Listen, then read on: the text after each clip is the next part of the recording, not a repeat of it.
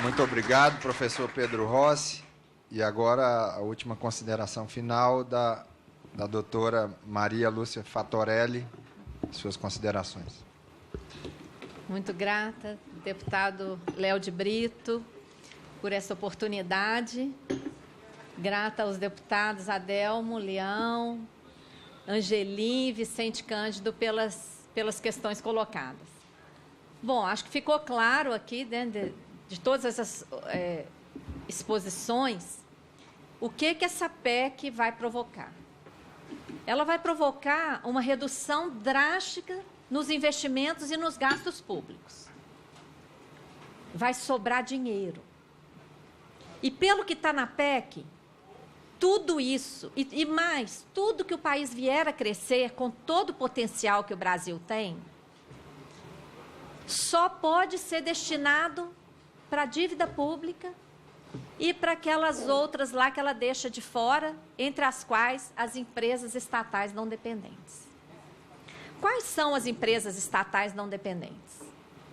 São as empresas do Grupo Petrobras, do Grupo Eletrobras e mais umas poucas, especialmente as que estão sendo criadas atualmente, recentemente, que são essas empresas para gerir ativos financeiros, que já existe, inclusive, em âmbito federal. Inclusive, a primeira PEC do Temer, ele transferiu essa agência de lugar. Tá? Bom, qual é a razão, deputado Adelmo? Por que fazer isso com o Brasil? Se o Brasil já é o maior pagador de juros do mundo e ainda deixou uma reserva, esse ponto aqui eu quero voltar a questionar, emitiu a mais. Nós enviamos pedido de informações sobre essa sobra de recursos para o Tesouro Nacional e para o Tribunal de Contas. O Tesouro Nacional pediu prorrogação de prazo e, depois da prorrogação de prazo, nos informou que a nossa pergunta era genérica, não iam responder. O Tribunal de Contas foi mais respeitoso, admitiu que houve, em 2015, emissão excessiva de títulos públicos. Ora, fizemos emissão excessiva de títulos e ficamos com quase R$500 bilhão de reais em caixa, pagando os maiores juros do mundo? Que isso? Né? Então, a confiança, isso tudo para a confiança do investidor, de que teríamos dinheiro em caixa para continuar pagando e pagando juros. Né? Bom, o que nós queremos denunciar, concordo plenamente com as brilhantes avaliações econômicas feitas pelos professores nessa mesa, de que as razões colocadas para aprovar essa PEC são mentirosas. Elas não se sustentam de acordo com a teoria econômica que provada por 3 visões distintas de brilhantes economistas. Não se sustenta. Então, o que está por trás dessa PEC? Se ela não se sustenta, se a cartilha acabou de ser desmontada aqui ponto a ponto pelo professor Pedro, o que está por trás dessa PEC? É continuar, gente, colocando todas as riquezas do nosso país a serviço do pagamento de juros. E juros de uma dívida que nunca foi auditada, que é uma dívida forjada, montada, grande parte dela simplesmente para constituir reserva. De que forma? Na época que o dólar virou um mico internacional, que o dólar estava caindo, os dólares entraram aqui à vontade. E o Banco Central acolheu esses dólares e entregou títulos em reais, pagando os maiores juros do mundo. Esse é um ponto. E não só, além desse custo das reservas, naqueles anos, em 2009, essa política monetária suicida gerou um prejuízo operacional do Banco Central de 147,7 bilhões de reais. que foram transferidos para a conta da dívida pública. No ano seguinte, mais quase 50 bilhões de prejuízos operacionais do Banco Central foram transferidos diretamente para a dívida pública. E a partir do momento que gera dívida pública, juros sobre juros diariamente. Engraçado, ninguém veio falar, ninguém denunciou esse rombo de 147,7 sob a tutela do senhor Henrique Meirelles enquanto presidente do Banco Central, lá em 2009, e mais quase 50 bilhões de rombo sob a tutela do senhor Henrique Meirelles enquanto presidente do Banco Central. Ninguém falou nisso. Só a Auditoria Cidadã da Dívida denunciou isso. Ninguém falou nisso. E isso virou dívida, e isso impactou as finanças públicas. E agora, quem explica o crescimento de 732 bilhões no estoque de títulos da dívida interna em 2015, no ano em que os investimentos ficaram em 9,6? De novo, dívida para pagar juros, dívida para cobrir operações escandalosas de swap cambial e dívida para cobrir remuneração de sobra de caixa do Banco Central. Então, gente, nós temos que dissecar essa dívida. Nós temos que discutir isso. E a ferramenta correta para discutir, dissecar a dívida é uma auditoria. Porque a auditoria não pode ser questionada, é uma ferramenta de mercado. Se até os bancos fazem as suas próprias auditorias, por que nós não podemos fazer uma auditoria da dívida? Por que todo esse tabu em desqualificar fazer uma auditoria da dívida?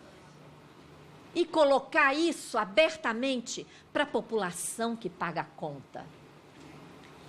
E agora, todos nós vamos pagar essa conta, porque a dívida é colocada como a justificativa para a PEC 241. E como não temos acúmulo, não temos acúmulo de discutir todo esse histórico da dívida, exceto movimentos sociais e auditoria cidadã, agora estamos todos pegos aí. Por quê? A justificativa é a dívida e a confiança dos mercados. Pronto, chegamos a essa PEC e agora faço aqui publicamente uma convocação para os movimentos sociais. É urgente. Ou levantamos os movimentos, ou vocês já viram que 366 deputados votaram como uma manada, não é, deputado Angelim? Sem debate. Está nas mãos dos movimentos sociais, porque o Supremo também já disse que tem que votar.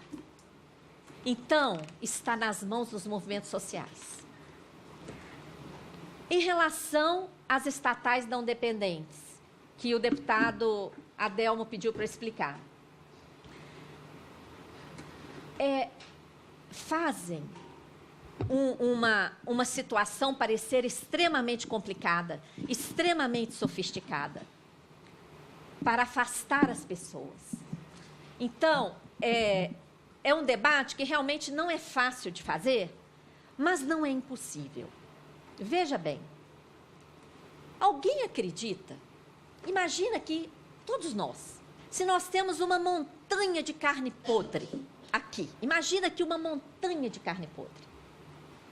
E que, historicamente, essa montanha de carne podre é o equivalente à chamada dívida ativa, que são os créditos tributários que União, Estados e municípios têm direito de receber e não recebem por quê? Não por incompetência das procuradorias, de forma alguma. Não recebem, gente, porque a maioria disso aí são empresas que quebraram há décadas. Há décadas. E esses créditos tributários continuam sendo correção em cima de correção, durante anos. Grande parte dos devedores já desapareceram. Grande parte nunca existiram. São as chamadas empresas fantasmas. Então, essa dívida ativa, que é esse crédito que o Estado tem, é chamado de crédito podre por isso. Então, vamos comparar esse crédito podre com uma montanha de carne podre, tá? Que é fácil para todo mundo entender. E só uma beiradinha dessa carne podre é que pode ser salva. No máximo, na melhor das hipóteses, 5% pode ser salva.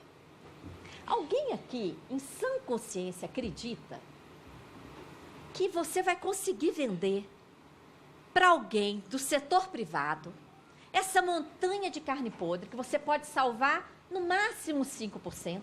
Você acredita que alguém vai pagar 40%, 50% nessa montanha de carne podre? Alguém acredita nisso? Isso é crível? Gente, não é. Não existe mágica. A dívida ativa não está sendo vendida, nem pelo projeto lá do José Serra e nem pelos projetos que o deputado Vicente Cândido, que infelizmente não se encontra mais aqui, comentou.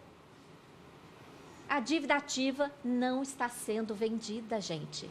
Ela não sai do lugar. Ela continuará sendo cobrada pelas procuradorias. O que esses projetos falam? Esses projetos falam de uma novação ou de uma cessão de direitos, não da dívida, não de uma cessão da dívida, de uma cessão de direitos. O que estão fazendo? Imaginem de novo a montanha de carne podre. Agora imaginem do lado um fantasma dessa montanha de carne podre. Um fantasma. O que seria esse fantasma? O meu direito de transformar aquilo ali numa coisa boa. Uma coisa assim, um fantasma, uma coisa imaginada. O que esses projetos estão cedendo? O fantasma. Estão cedendo o direito.